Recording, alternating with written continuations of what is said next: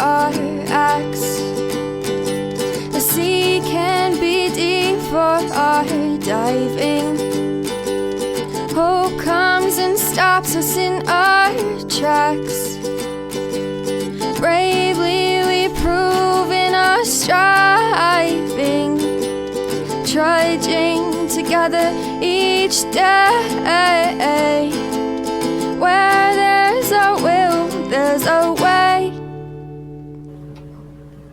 Hello, everyone, and welcome to Raw Recovery, a Trudging Together podcast. My name is Dion Miller. I will be your host today.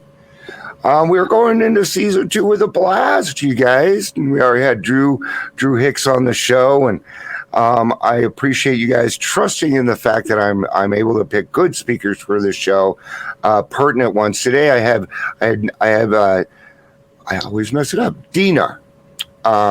It's because of the way your name is spelled. My dyslexia wants to call you Deana, but it's Deana. It is Deana, and she is in my home group. Is where I met her. So I don't think I've met you. Maybe face to face, but mostly on Zoom. I had picked Deana because I really liked the way her story went. It was a little different, and I thought it was really pertinent for the show. So thank you, Deana, for taking your time this morning and coming on and sharing your story with us. You're welcome. Thanks for having me today. Absolutely. So this is the part of the show where Dion stops running his mouth and kind of hands over the reins to the speaker. I'm going to go ahead and do that now. So, Deana, the floor is yours. Okay. Well, hello, everybody. And Raw Recovery. I love that. Being able to, I love that title. And Trudging Together, that is just awesome. So I had to tell you that first and foremost. My name's Deana, again, as he just said, and I am 53 years old. And I got sober in 2015. Okay. My story begins, as far as drinking and drugging at 12. Okay. So by 14, I was using every day. Oh, wow. And I was drinking and using like little baby speed, pink hearts and white crosses and stuff like that. Yeah. And going to junior high school, high as heck. Wow. And, I come from a lot of trauma. And it started early in my life. Okay. So being a young child, 7 to 9, y'all can imagine where it's going. I'm not going there today, but where I'm going. I do, yeah. So then being able to later at the age of 15, because I had now started to put myself, as the big book calls it, sordid places. Okay. And because of what had happened to me, I ended up being raped at 15 by 3 men. Okay. And that really changed my addiction into self-annihilation for a few years. Oh, yeah. Because I did not get counseling. I did not tell anybody. It was this just was the not 80s, and it was a different time. 80s. It was the 80s, mid 80s, Yeah. So you just didn't say, because they turned it around on me. Yeah. I was too drunk. I said they could do this, blah, blah, blah, blah. And I wasn't going to do it. Your skirt was too high. You had made, you tempted the boys. Oh, you had been drinking. It was your fault. That's what the 80s was all about, especially in schools, Especially. So being able to then, I ended up leaving school at 16. I quit school. I went to school through 9th grade, and that's it. I left, started working, and left home because my mother and I were just at each other's physical odds. Okay. So I had to get out of the house too. Okay. Did you have any brothers and sisters? I have 2 younger sisters, one 17 months younger and one 7 years younger. Okay. That'll kind of give us an idea of your family life a little bit more. So. Yeah. So I have 2 younger sisters. Okay, so you're the oldest. I am. Okay. Okay. And so then being able to, I started working and actually landed a good job at a real estate company. Okay. Doing receptionist kind of work. So I had to I stopped all the speed and I was just drinking on weekends and happy hour. Okay. I could handle it kind of situations. Sure. I was only 18, 19 years old. Yeah. And so then I went to work for, and you guys might have heard Bill Daniels, who started cable television here in Colorado. Yeah, I haven't heard that name in so long. So wow. It was no, my dad knew Bill Daniels. Yeah. When they put up a spot out in Littleton over there off Mineral on Broadway. So yeah, go ahead. I'm sorry. Yeah. It's just a weird no name. Worries. Yeah, so Bill is the one who gave me my corporate career.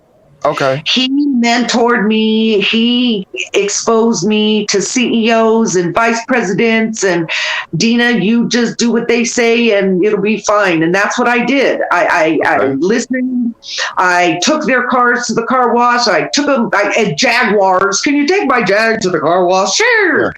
And so my drinking at that point and drugging at that point really was at the stage where I thought I was managing, Okay.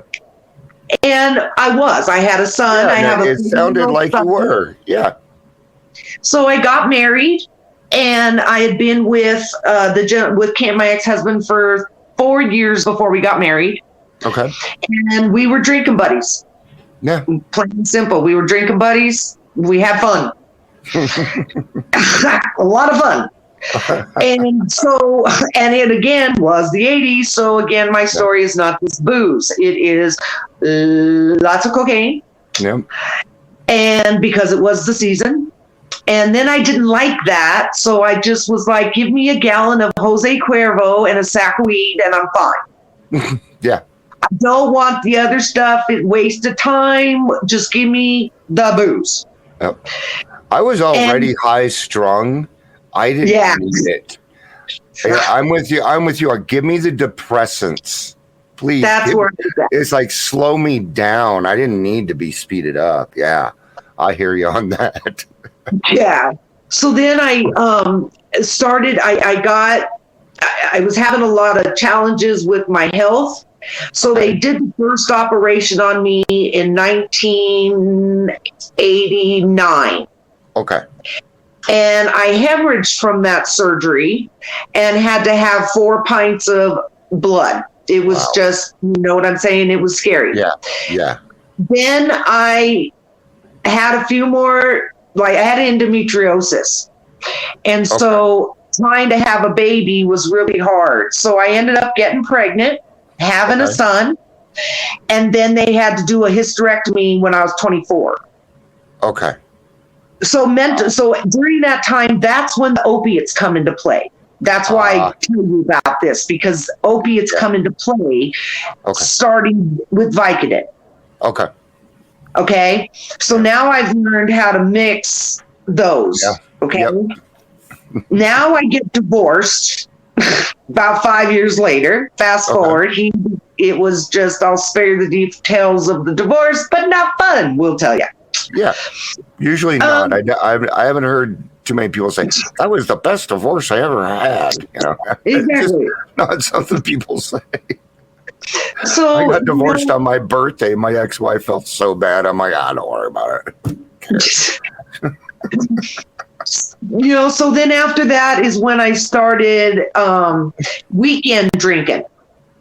And then I would just take the Vicodins, half a Vicodin, 1 in the morning, 1 at night. I'd be fine. I'd have a beer after work, maybe 2 to 3. And then on the weekends, I would partake. Yep. And it was, now we're in the 90s. We're in mid-94. And I am doing great in my corporate career. I have skyrocketed. I was a director at ICG. I worked for the CEO of United Artists. I had an amazing telecom career for 35 years. Yeah. That's a long time to be in telecom. Yeah, and I started with Bill. Bill Daniels started me, and what a great time to get in on it, though. That was the communication boom. It was the good old. And it was huge. A lot of money was made. Yeah, it was huge, and that was before they tore up AT&T and the whole monopoly thing, man. So that was the hayride. It was the hayride of telecom. I remember because my dad worked for Mountain Bell. So. The last 10 years of my career, I worked for Quest. Okay. Yeah. So, at that point, I've had 7 spinal cord surgeries. Wow. During the hysterectomy, they cut a nerve bundle that controls my legs and my bladder and all the stuff. So they laid wires up through my spinal cord and put an electric transmitter in my rear. Okay. And it sends an electrical current up through my spinal cord. Wow. Well, that started my Oxycontin use. Okay. And that was 1998, right at the height of when Sackler Family Amundo, Marketing Amundo, that was me. Yep. And I was mixing it with booze. Mm-hmm.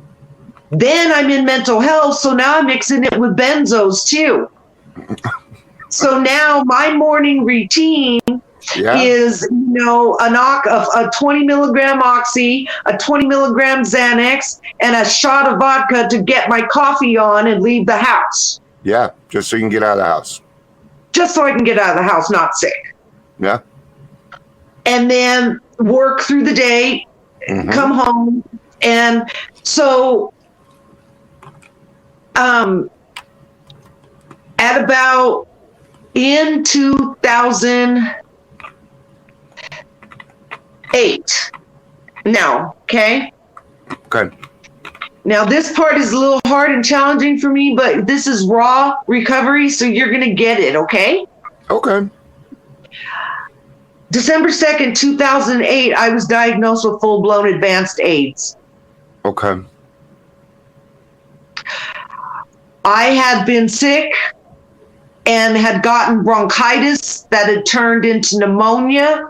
Okay. And all the medicine they were trying, I was getting worse. Yeah. So my general practitioner, new lady to the practice, tests me for HIV unknowing to me. She just told me she was going to take some blood and get back with me. Okay.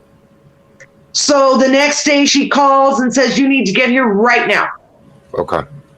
I'm driving there thinking I have cancer. Yeah. Okay. HIV is not on my radar. Sure. I have had 20-some surgeries. They've had to have tested me for everything under the sun, right? Yeah, so you were not expecting that. So I walk in and she's like, Deana, I don't know how else to tell you other than this. You're HIV positive. And in fact, I think you're much sicker than that. And we need to get you into an infectious disease doctor immediately. So on November 11th, I saw my first infectious disease doctor, took blood. Okay. I came back on December 2nd, 2008. And that's where he informed me that I had advanced AIDS. Wow. AIDS is measured by a T cell scale in your body. How many CD4 T cells, okay? Yeah. A normal person has about 2,000. Okay. I have 12. Oh. I had a viral load. A normal person viral load every day kind of has a 0 to 20 running through your body. Yeah, you shouldn't have been alive. I had a 9.1 million viral load of HIV running through my system. I was dying. Fuck. Wow. They told me to go home and plan my funeral that day. Yeah. We didn't have what we had back then. So I'm sorry. Please don't be. Thank you for sharing. I appreciate it. You're getting me misty-eyed too. I'm with you, honey. I'm here. I've got your back. It's just hard sometimes because of the judgment and stigma that come behind this statement that I just made still. And Yeah. it's just so hard.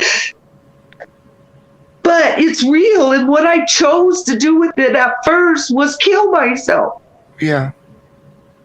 I jumped into a gallon of vodka and all the benzos and all the oxy. I was, rubbing the film off the oxy and then melting it in fucking vodka and drinking it. Yeah. 80s 4 times a day. Holy shit. What she was saying, guys, is 80 milligrams of oxy a day. That is a lot. Most people should take like 20. 20 at the max. Yeah. But they had me on 80s at that point. Yeah, because of the whole Sackler. Yeah. Because of what they did. They doubled it, breakthrough pain, all the crappy Yeah, the breakthrough pain shit. Yep. Yeah.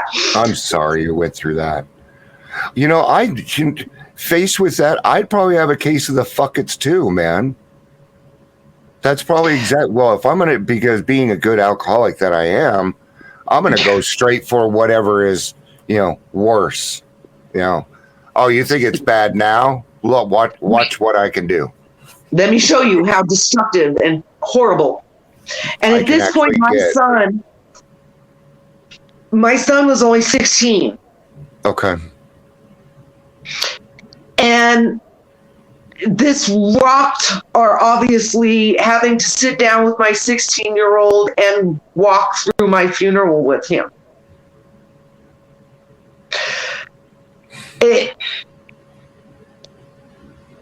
And then having my neighbors come and check on me every day so that they would find my dead body and my son wouldn't. Yeah. My neighbor Jessica, I'll never forget her because she's still in my life today. That's awesome. 14 years later. But she came to my house every single day for a year and a half to make sure she found me. Wow. That's a servant's heart, man. That is a servant's heart. Tell you. So, but during that time, I am just self-destructing into the, oh my God. You went the only path you knew, though. You went the only path you knew. I only knew destruction. I didn't know how to cope with anything that they were telling. You weren't given any skills to deal with any of this yet. No, and I do come from parents, both are alcoholic addicts, and, my sister is addicted to meth and a career convict, so it runs in the family, as most of us do. It's not like I'm the only alcoholic addict ever for my family to see. That's raw recovery. This is all of us, most of us anyway. Yeah. So being able to then...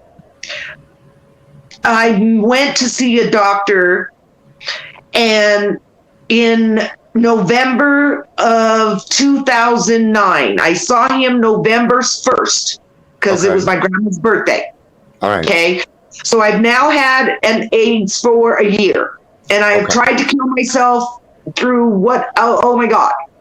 It's not working. I keep waking up. I'm pissed. Yeah.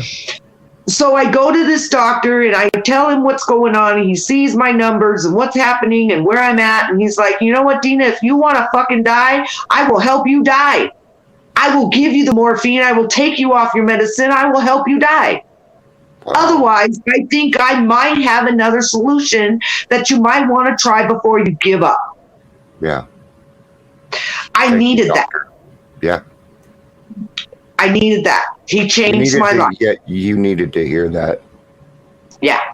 That's hard. So I started the hardcore drugs, and at first those Norvirs and hard drugs in the beginning, my hair fell out. I mean, I was 87 pounds. I had purple sores everywhere. You see that picture of AIDS? That was me. Okay. Okay. So on the floor doing that, my son comes to me and says, I can't watch you die and kill yourself anymore. I'm leaving. And he left. Yeah. He was 18. He Okay. turned 18 and he said, I am not going to watch you die anymore. I'm not going to watch you try to kill yourself anymore. I am leaving. Yeah. He did not speak to me for almost 3 years. Okay. In that time, I started getting a little better.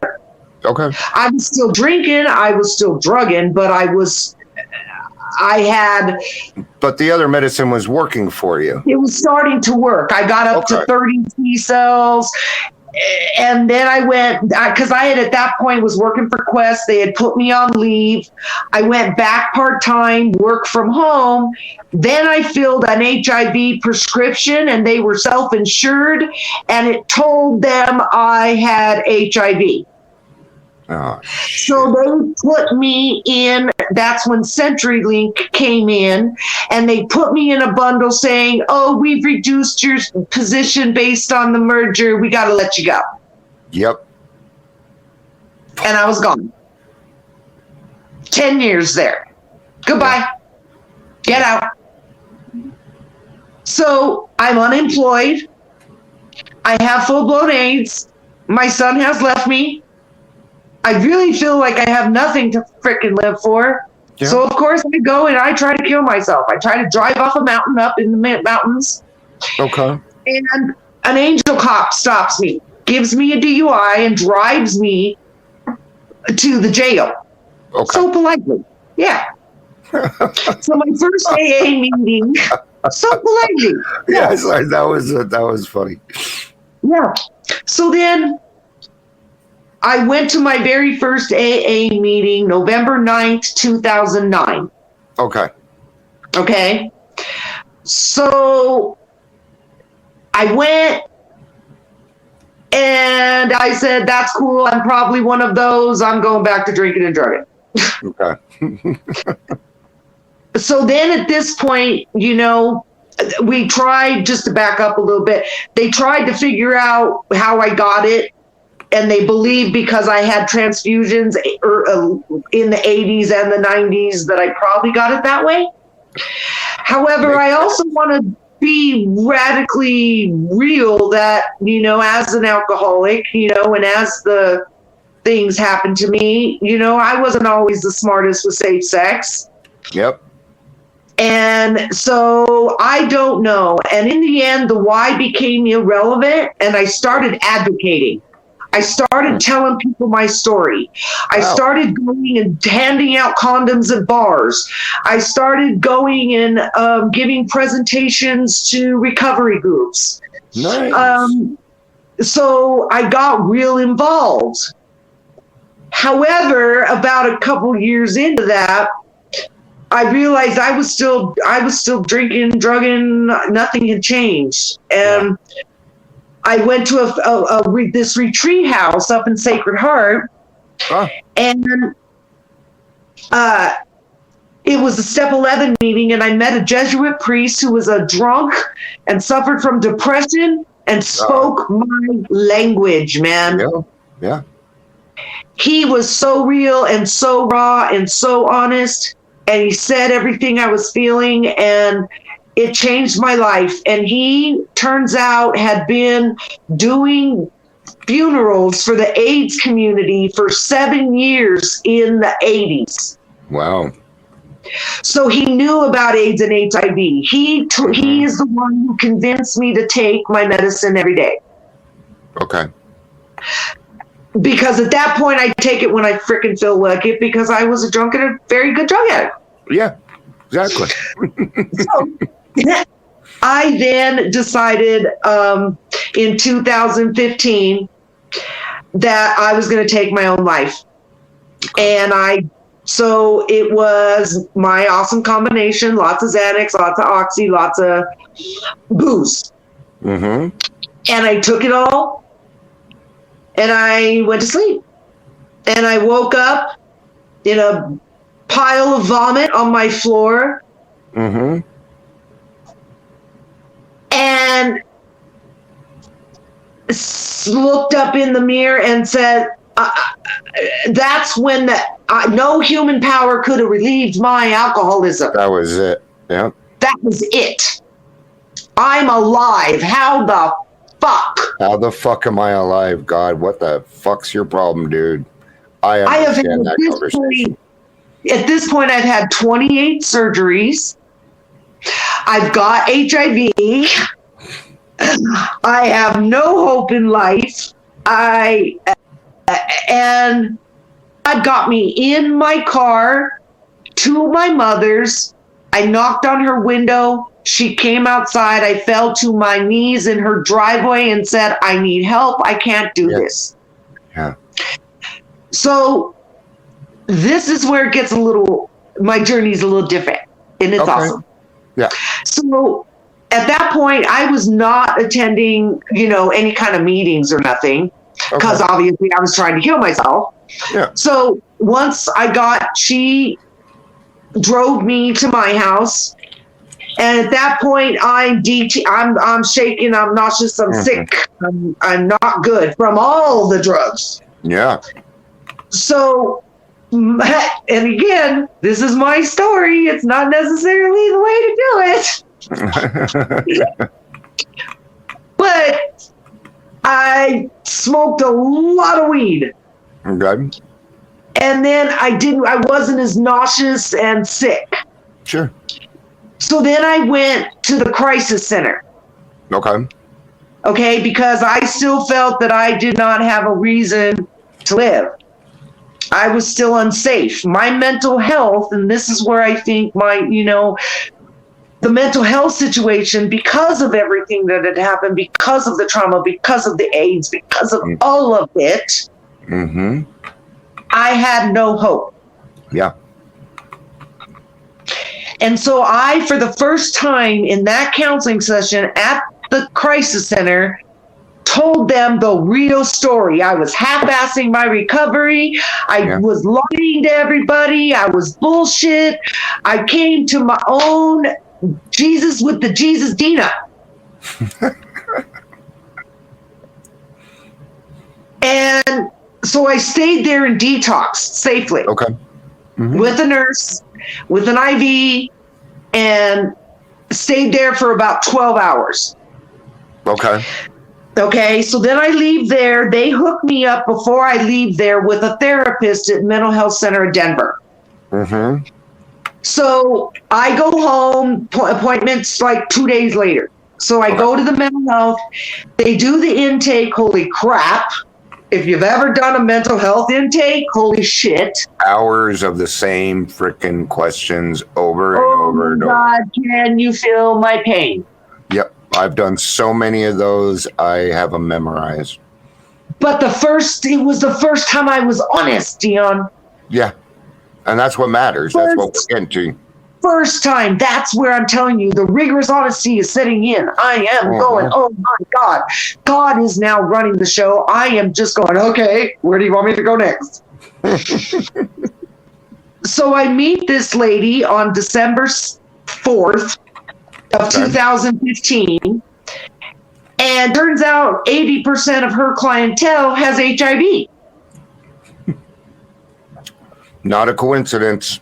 Not a coincidence. Nope.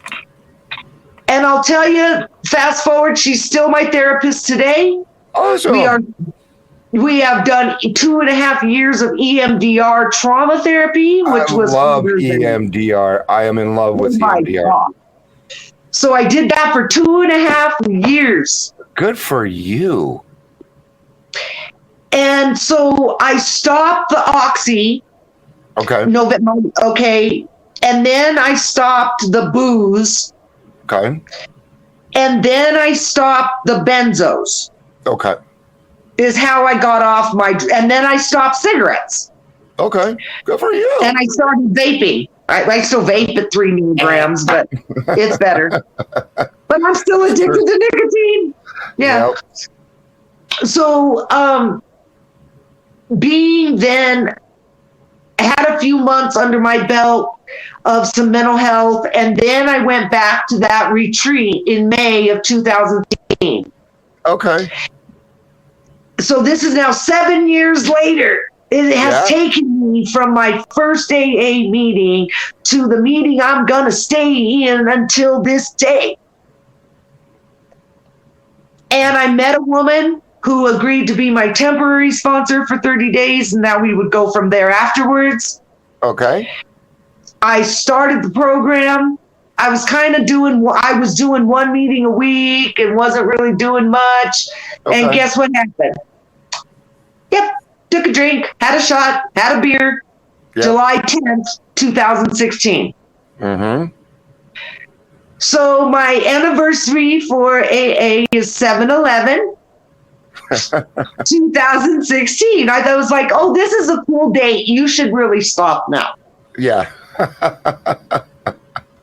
I can memorize this date. I should stop today. I can remember this one.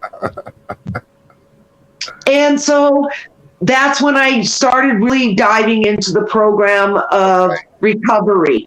I enrolled in a IOP program that was 3 days a week for women. I was the only woman there voluntarily. Everybody there was court ordered to be there. Yeah. So not only was I the kind of why the hell are you here kind of girl, I was also the girl not afraid to say my story to help another. That's it. And so in the end, that I finished the IOP, and the rehab center trained me and hired me to be a peer specialist.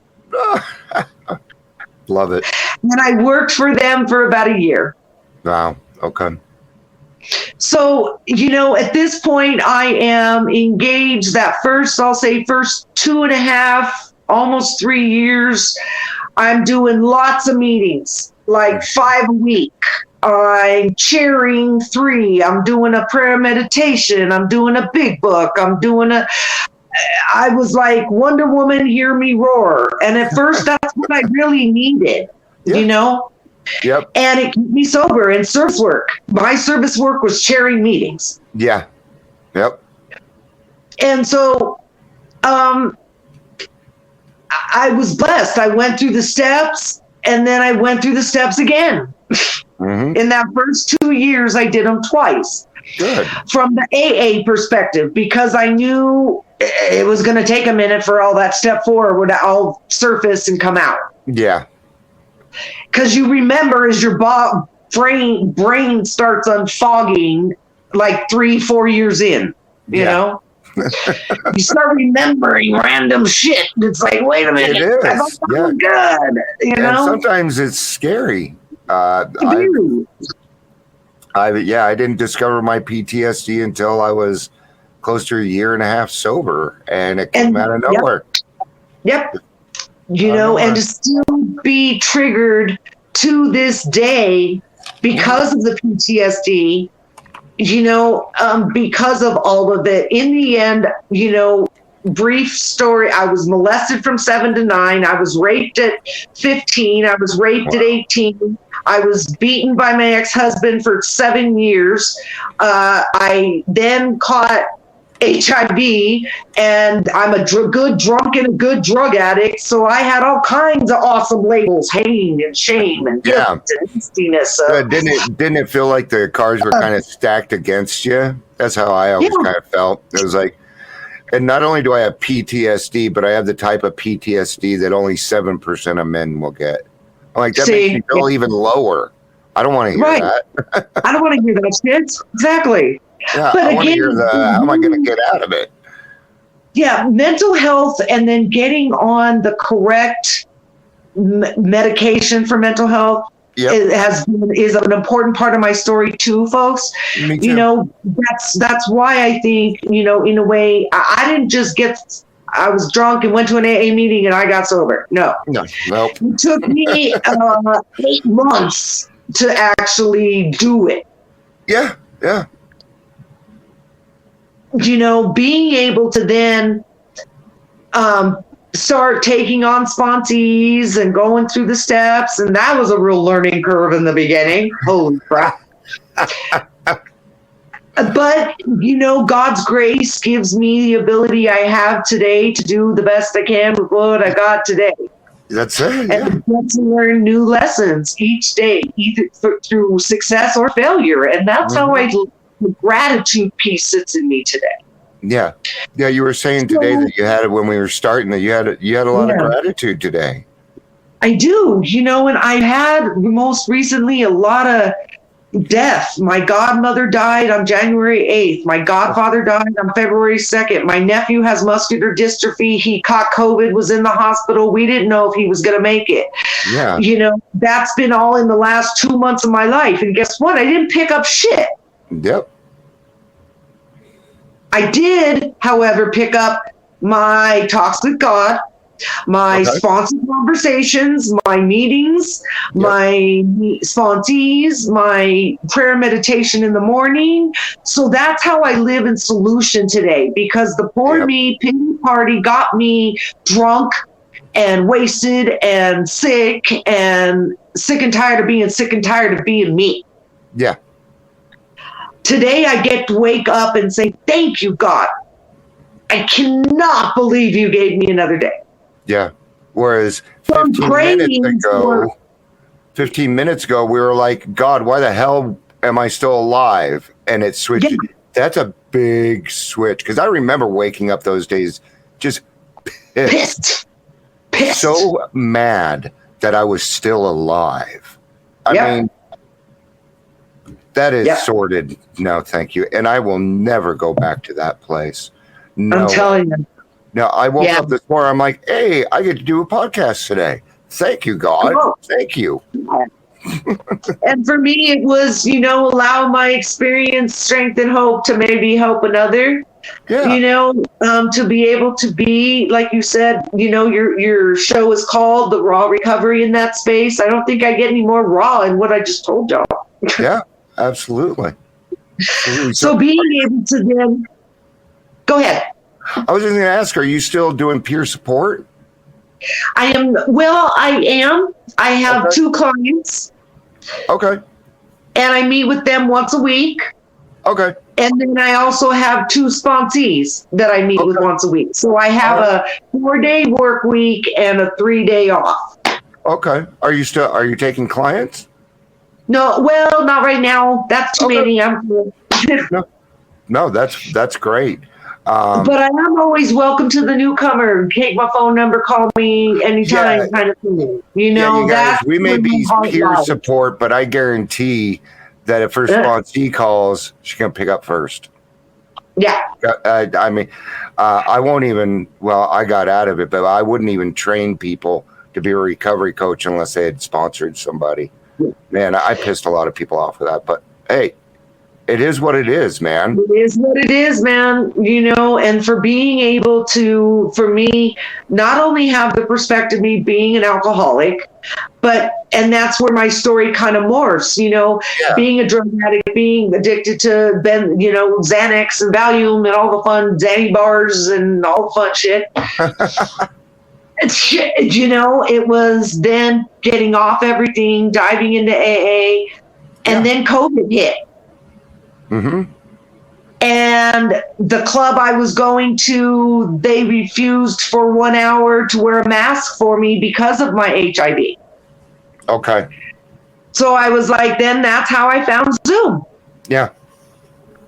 So it was really hard losing that space, but I think I gained so much knowledge in that 3 years that I chose to count my blessings. Yeah, it was So for you guys, it was a weird transition. For me, it wasn't, because I was already going to Zoom meetings online when it. Yeah, see, because I got started with them. So when COVID hit and everybody had to start isolating, I'm like, I'm the master of this. Right on. And I start going to Zoom meetings saying, this is how you can handle yourself living at home by yourself or with your significant other all the time. And this is how you can do it. And it is possible. I've lost a lot of friends. I've made a lot of friends. But it's been that way since 1989. Some people stick around. Most don't. Just how it is. And we're trying to change that. That's why we do what we do, because the more, even if I talk to a person, maybe they're not willing, I'm going to plant a seed at least. Absolutely. I'm at least going to put something in there that says, hey, if and when you are ready, give me a call. I'll be here. Yeah. Until then, take care of yourself, man. You know? Exactly. But when we get to a point where we're trying to control them, that's when things, Yeah. Or your steps, that'll help you. That'll help you out. So I did. Zoom became really important, and I just started, doing that. I had 2 sponsees. We were reading the big book on Zoom, so I just attached the same Vidman bigger that at first, with the same that I had before.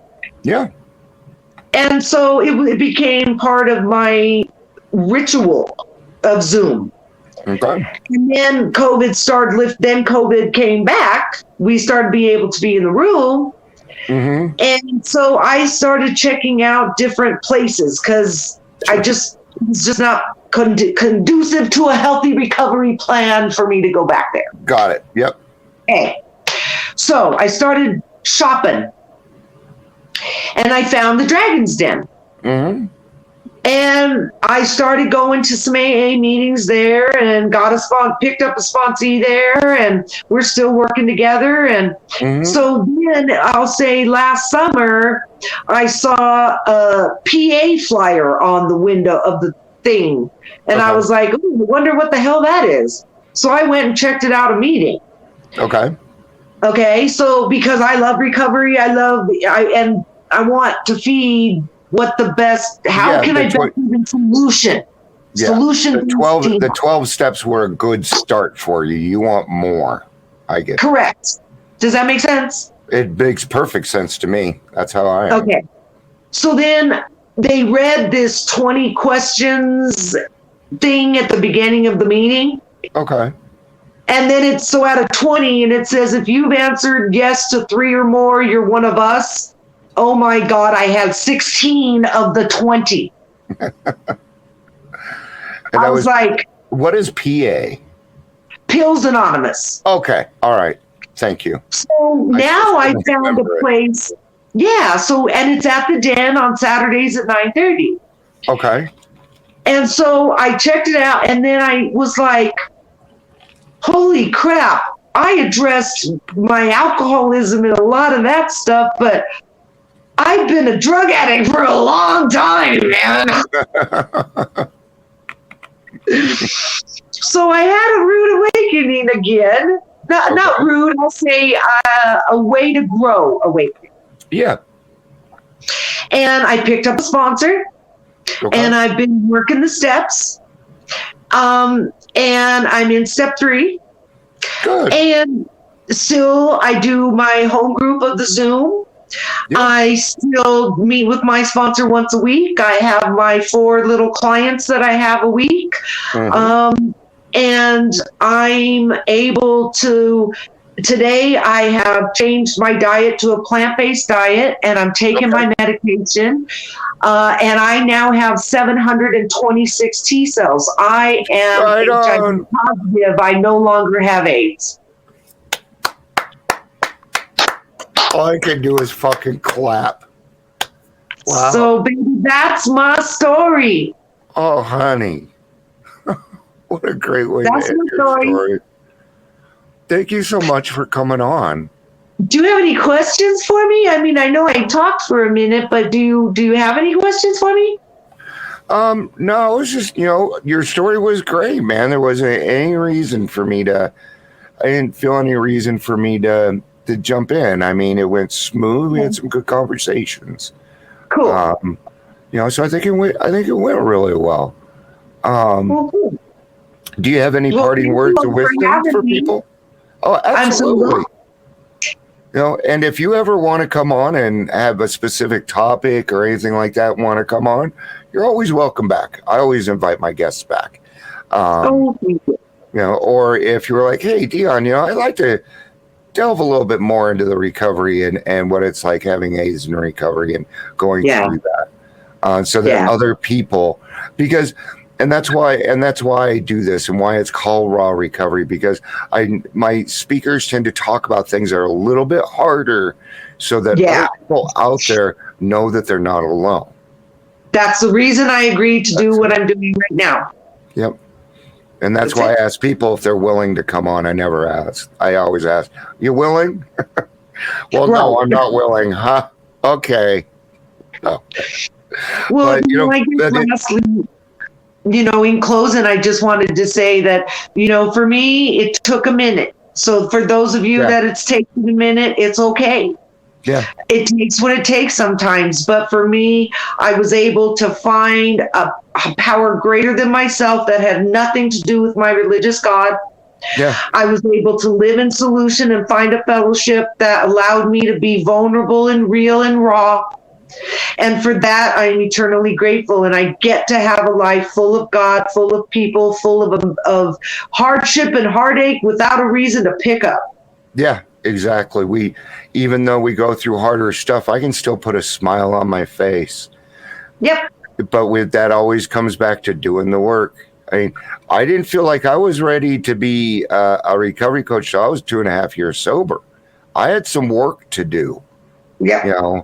I had some work that I had to get done because I just, I wasn't able to transmit something I didn't have yet. And so I had to do a lot of work on myself first. Me too. And that came with a lot of therapy and a lot of eye-opening and a lot of meetings. Yep. And a lot of eyes going back and forth. All right. That's EMDR. Exactly. I felt so silly doing it, but it works so well. I don't care anymore. Yeah, don't care anymore. Exactly.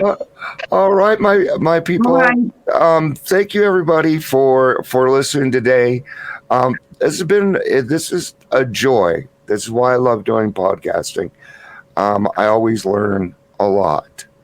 And I think the key here is don't give up on this portion. Give yourself some time. Give yourself a chance, man. You deserve it. You really do. Thank you, everybody, for being here. This has been Raw Recovery. I'm your host, Dion Miller.